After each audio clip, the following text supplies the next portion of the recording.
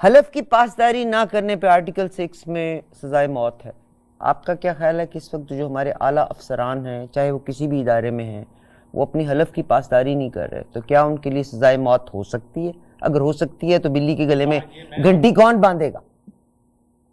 یہ آپ نے بڑا اچھا کیا یہ سوال پوچھ کے. آئین پاکستان کی کتاب اٹھائیے، آج لازمی آپ نے جا کے پڑھنا ہے اس بات کو. اس کے اندر ذرا حلف پڑھیں آپ. اس کے اندر پاکستان کے 73 کے آئین کے مطابق جو کانسٹیٹیوشن ہے وہ کہتا ہے، اب جو سول کا اوتھ ہے وہ یہ کہتا ہے کہ we will act according to the will of the government. اور دوسری طرف جو ہے وہ افواج پاکستان کا حلف یہ ہے کہ we will act according to the will of the nation. یہ آئین پاکستان نے لکھا ہے، میں نے نہیں لکھا. اب آپ سمجھ گئے تو پھر مٹ جائے گی خلق خدا تو انصاف کرو گے. پھر یہ باتیں ہوتی ہیں. اس لیے آئی ایس آئی کے اندر جو پولیٹیکل سیل بنایا بھٹو صاحب نے اور بھٹو صاحب کے حکم نامے پہ بنا، تو کیا بعد میں 3 مسلم لیگ کی، 3 پیپلز پارٹی کی، ایک ان کی مشترکہ پی ڈی ایم 1 اور اس کے بعد تحریک انصاف کی حکومت نے کیا وہ پولیٹیکل سیل ختم کر دیا؟ کیا ایکسٹینشن کی جو بات ابھی کر رہی تھیں آپ، میں اس سے اتفاق رائے نہیں رکھتا. ایکسٹینشن پہلی بات ہے کہ جنرل عاصم منیر صاحب کے ابھی تو 2 سال پڑے ہوئے ہیں، تو میرے خیال میں ایکسٹینشن کی تو بات ہی ابھی بہت ہنوز دلی دورست. دوسری بات یہ ہے کہ ایکسٹینشن کیا عمران خان صاحب نے باجوہ صاحب کو نہیں دی تھی؟ کیا کوئی اور اگر آ جائے، فرض کریں آپ کو بنا دیں یا مجھے بنا دیں یا ہمارے ناظرین کو بنا دیں اور ہم لوگ اس قابل نہ ہوں، تو پھر ہم تو ان کو تاحیات ایکسٹینشن دیں گے. کیا پرویز الہی صاحب جو نہیں کہتے تھے وردی کے اندر ہم ان کو جنرل ضیاء الحق پھندہ بن گئے تھے نا. بھٹو صاحب تو نیچے سے 5 لیول سے اوپر لے کے آئے تھے مگر پھندہ بن گئے تھے. مگر عاصم منیر صاحب کو وہ فیور تو ملی ہوئی ہے. 48 آرمی میں حیران ہوں کہ جو لوگ ڈیزرو کرتے تھے پوزیشنز ان میں اینگر کیوں نہیں ہے کہ عاصم منیر تو اگر ریٹائر ہو رہے تھے تو کیا ضرورت تھی ان کو 48 کے بعد 48 آورز کے بعد دوبارہ اس پوزیشن پہ لے. کیا اور کوئی باقی جو لیفٹیننٹ جنرل تھے وہ سارے کے سارے ڈسکوالیفائڈ تھے یا انکمپیٹنٹ تھے؟ نہیں میرا خیال ہے یہ نہیں ہے، ایسا نہیں ہے اس میں، کیونکہ یہ ایک بہت وسیع موضوع ہے اور میں اس کو بالکل باریک بینی سے جانتا ہوں. اگلے پروگرام میں ہاں میں اس کو باریک بینی سے جانتا ہوں، ایسا نہیں ہے. وہ بالکل اپنے اس کے معیار کے مطابق تھے. لیکن جب جنرل باجوہ بنے تو کتنے لوگ سپر سیڈ ہوئے، تو سوال تو تب بھی یہی پوچھا گیا. جب جنرل باجوہ کو ایکسٹینشن دی گئی تب بھی یہ سوال ہوا. اس سے پہلے راحیل شریف صاحب ہوئے تو راحیل شریف صاحب، اس سے پہلے جنرل اشفاق پرویز کیانی صاحب ہوئے، اس کے اوپر بھی یہی بات ہوئی. تو متعدد یہ ایسے ہوتے ہیں. دیکھیں سینیورٹی پہ نہیں ہوتا. میں آپ کو ایک چھوٹی سی بات بتا دوں، کیا پاکستان آرمی میں کپتان سے میجر جب بنتے ہیں تو کیا سینیورٹی پہ بنتے ہیں؟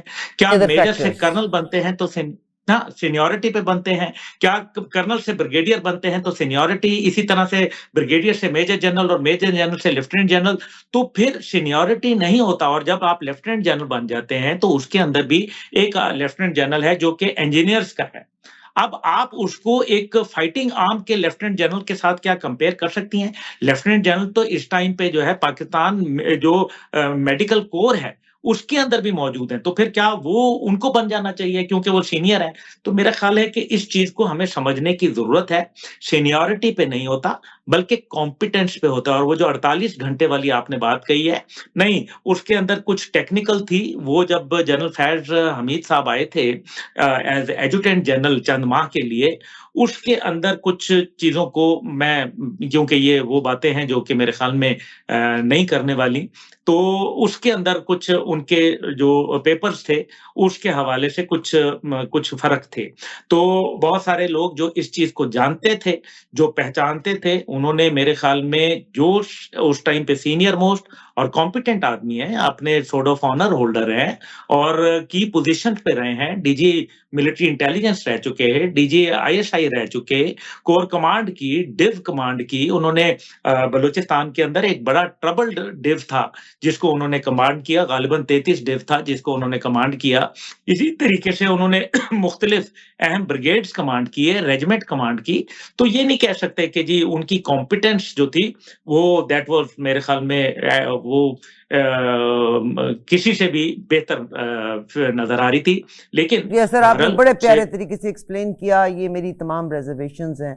सारी उम्र हम 6th जनरेशन वॉरफेयर पे लड़ते रहे, मगर आज पाकिस्तान की अफवाज जिसको हमेशा हमने सर का ताज रखा, शायद इसी प्रोपेगेंडा की वजह से लोगों के दिलों में उन ऑफिसर्स के लिए बहुत बुरे ख्यालात हैं। आप यकीनन जानते हकीकत होंगे, नहीं मैं जानते, आई मीट अफसोस विद द की पीपल, आप कमेंट्स को पढ़ के देख लीजिएगा।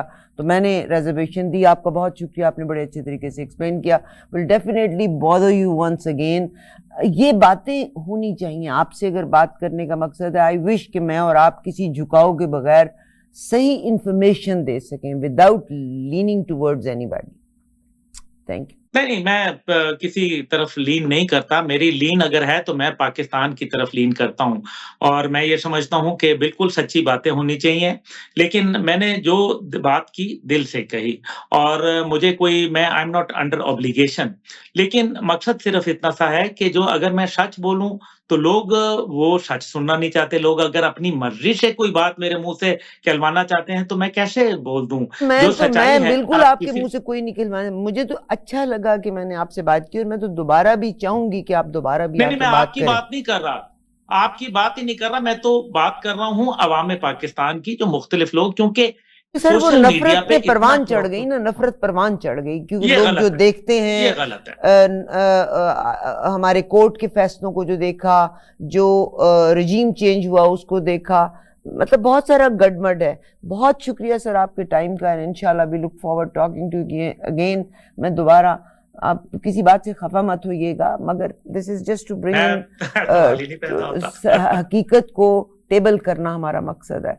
आपकी शमूलियत का बहुत शुक्रिया। I look forward talking to you again sir.